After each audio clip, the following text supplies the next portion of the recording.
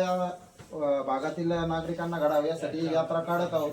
आमचे मार्गदर्शक सुरेश अप्पा दौंड यांच्या मार्गदर्शनाखाली मागील 33 वर्षापासून ही यात्रा सुरू आहे.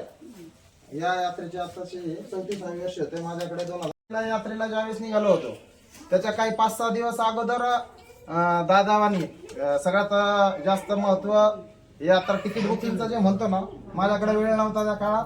दादावानींनी सर्व तिकीट योग्यरित्या सांभाळले. प्रशांत लोळगे असतील, दादावानी असेल, यांनी तिकीट बुकिंग चांगल्या प्रकारे केले, ज्याच्यामुळे आपल्याला यात्रेला येता आले. सगळ्यात प्रथम त्यांच्यासाठी टाळ्या वाजवायच्या आपण.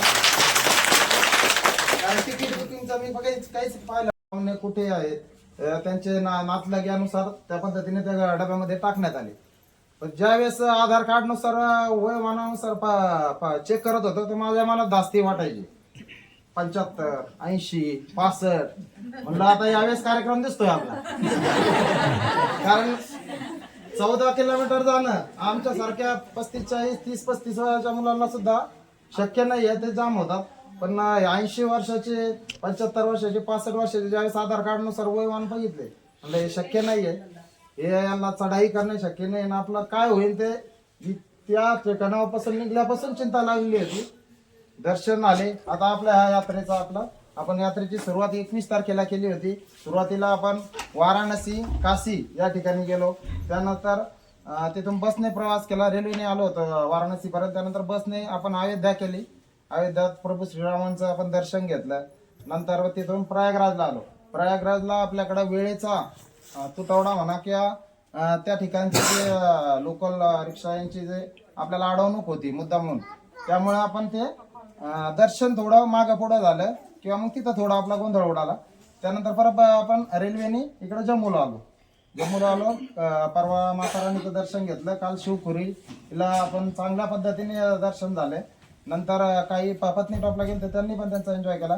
तर अशा पद्धतीने आपण आता रूम चेकआउट करून आपण आकाशगंगा, ओल्ड आकाशगंगा या हॉटेलमध्ये, एकाच हॉटेलमध्ये आपण सर्वजण होतो, त्याच्यामुळे व्यवस्थित झालं सगळ्यांचं.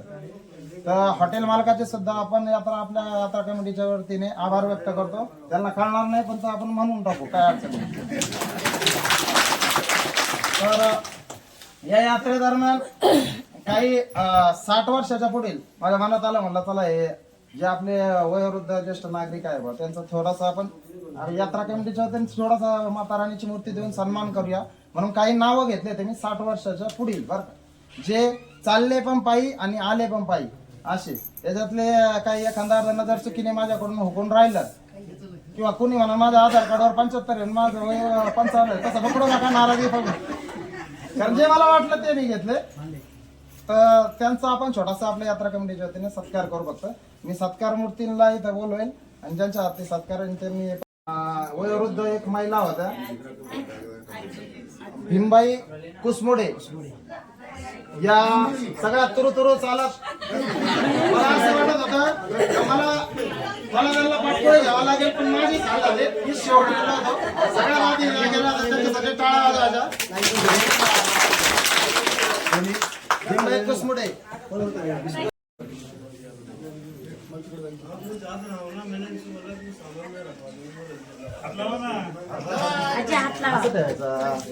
यांचा सत्कार मानव यांनी करावा. त्यानंतर तिसऱ्या सत्कार मूर्ती आहे लताबाई गोडसे.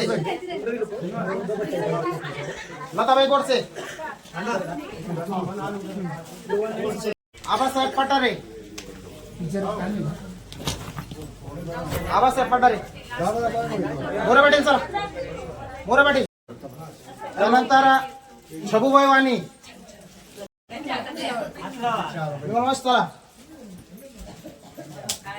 स्वातीताई वर काय देते हात लावा सत्काराला.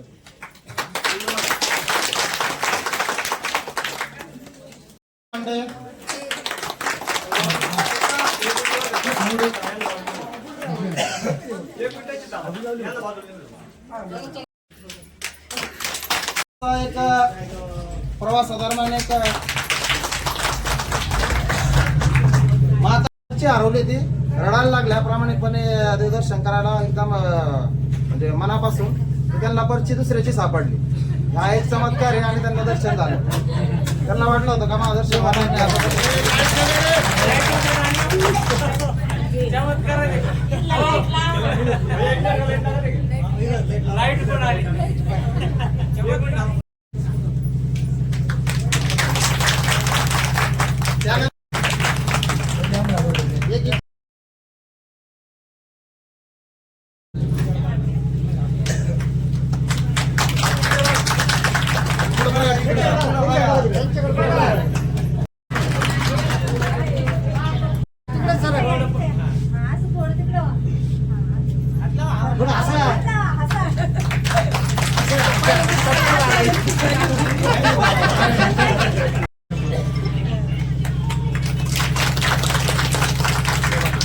त्यानंतर परत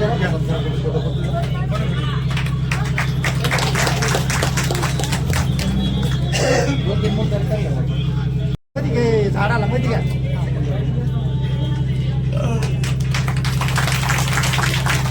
एक विशेष साडक्यामध्ये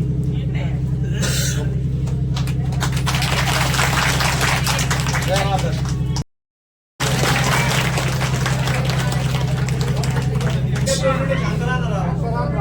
आपण गेले 8 दिवसापासून 21 पासून तर आजपर्यंत आणि नियोजकांचं त्याच्या अगोदर 2-3 महिने ते अगदी काय जीव तोडून पळून प्रयत्न करून एवढ्या लोकांना येईल म्हणजे काय ट्रिप काढतात भरपूर जण काढतात पण नियोजनबद्ध त्यासाठी कष्टाची तयारी ही फार महत्त्वाची असते.